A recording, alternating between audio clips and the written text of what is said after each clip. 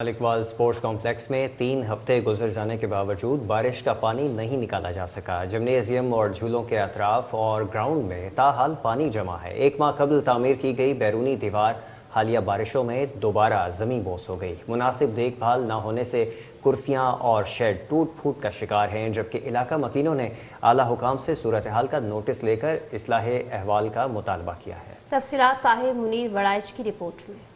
ملکوال sports complex میں 3 ہفتے گزر جانے کے باوجود بھی بارش کا پانی نہیں نکالا جا سکا۔ جمنیزیم اور جھولوں کے اطراف اور گراؤنڈ میں تاحال پانی جمع ہے۔ 1 ماہ قبل تعمیر کی گئی بیرونی دیوار حالیہ بارشوں میں دوبارہ زمین بوس ہو گئی۔ مناسب دیکھ بھال نہ ہونے کی وجہ سے کرسیوں اور شیڈ ٹوٹ پھوٹ کا شکار ہو گئے۔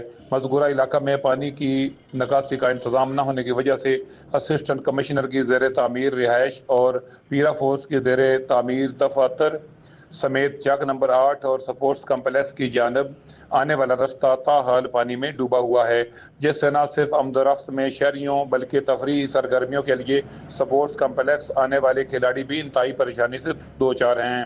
شہری کہتے ہیں کہ کروڑوں روپے کی خطیر رقم لگا کر سپورٹس کمپلیکس اور تو بنا دیا گیا، تاہم مناسب دیکھ بھال نہ ہونے کی وجہ سے نکاسی آب کے انتظامات نہ ہونے کے باعث یہ خستہ حالی کا شکار ہو چکا ہے۔ شہریوں نے بتایا کہ ان کی زرعی زمینوں، ڈیرہ جات اور زرعی اور رہائشی آبادیوں کے گرد بھی تاحال بارش کا پانی جمع ہے، جبکہ انتظامیہ میں زبانی جمع خرچ سے کام لے رہی ہے اور کوئی مستقل حل نہیں نکالا جا رہا۔ انہوں نے اعلیٰ حکام سے صورتحال کا نوٹس لینے اور اصلاح احوال کا مطالبہ کر دیا۔ کیمرہ مین فیاض گندل کے ساتھ طاہر منیر وڑائچ، روز نیوز، ملکوال۔